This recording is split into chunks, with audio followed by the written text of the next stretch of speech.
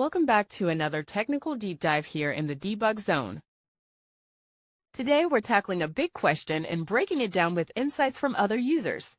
Hopefully this clears up some misconceptions and helps you get the answer you need. So buckle up, stay a little curious, and let's jump right in.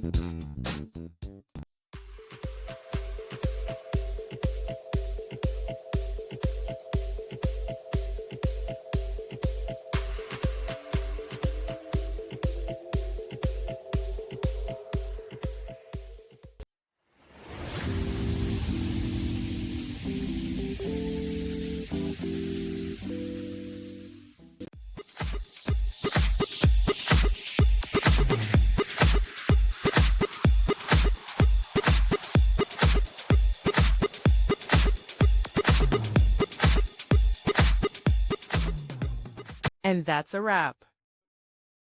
I hope you found the answer you were looking for. If you did, take a second to hit that subscribe button. It really helps out.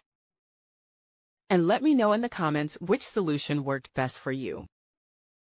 See you next time in the debug zone.